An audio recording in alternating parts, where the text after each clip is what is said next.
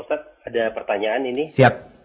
Tapi di luar bahasan nggak apa-apa? Siap, bismillah. Kalau Anda bisa jawab. Ya. Ini katanya saya tertarik untuk lebih tahu mengenai sakratul maut. Mengingat kematian adalah salah satu nasihat bagi kita yang masih hidup. Ya. Mungkin tadi kajian kita tadi sore itu, tadi siang ya, berkaitan dengan sakratul maut dan perjalanan ruh ini. Jadi Rasul Shallallahu Alaihi Wasallam ketika beliau hendak meninggal dunia, beliau sakit. Kira-kira sakit beliau itu selama 10 hari. Tapi yang paling parah 5 hari sebelum meninggal dunia. Sampai beliau itu biasa meletakkan tangannya di dalam wadah air, beliau usap wajahnya ya.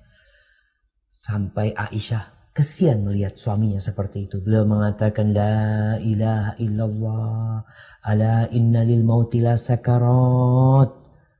Kematian itu benar-benar memiliki sakarat. Apa artinya sakarat?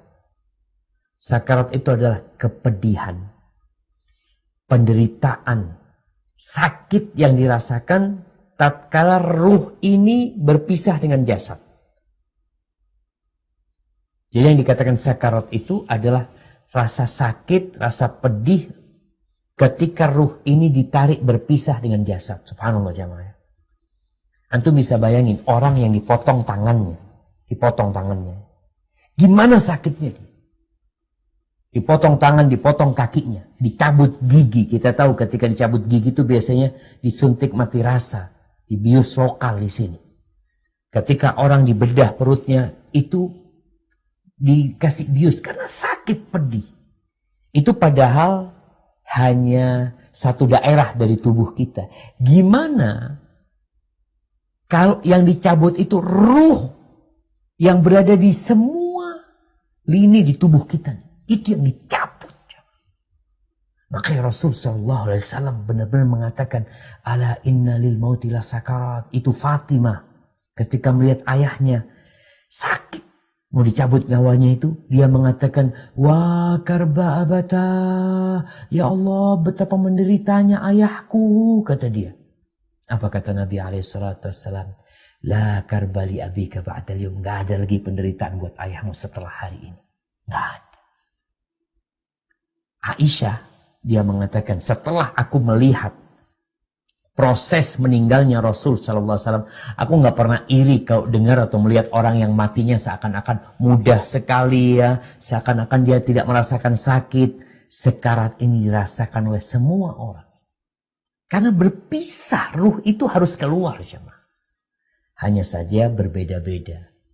Kalau kita melihat kenapa sekaratnya Nabi kok begitu dahsyatnya. Ya pertama pelajaran buat umatnya. Yang kedua untuk mengangkat derajat Nabi SAW.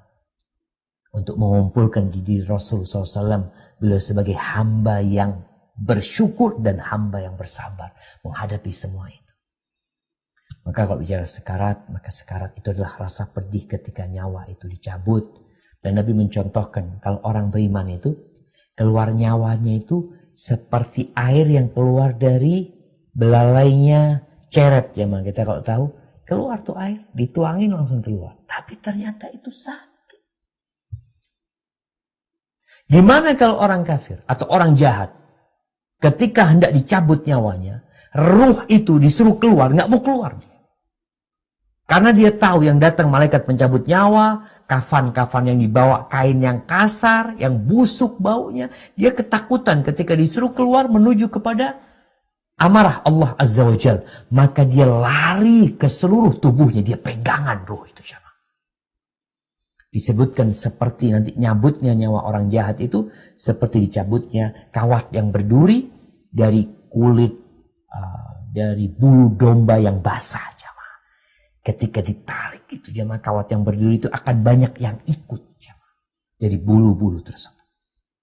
Maka seperti itu ketika orang itu. Orang jahat atau orang tidak beriman.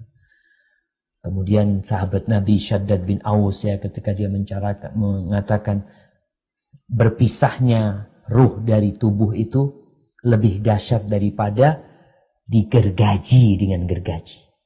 Jadi kalau digergaji tangan kita akan kesakitan. Lebih parah dari itu, lebih parah daripada dipotong-potong dengan gunting dari pisau, disayat-sayat, lebih parah daripada dimasak di kuali dengan air yang panas. Itu dahsyatnya perpisahan dengan kematian. Makanya Nabi SAW seringkali mengatakan, aksiru dzikra hadhimil ladat. Kalian banyak-banyak mengingat yang memutuskan kelezatan. Kematian ini. Orang kalau sudah dicabut nyawanya selesai, dia merasakan sakit. Hada wallahu a'lam bishawab. Itu mungkin yang berkaitan dengan sakaratul maut, dan kita minta kepada Allah agar kita husnul khatimah dan diringankan ketika nyawa kita dicabut.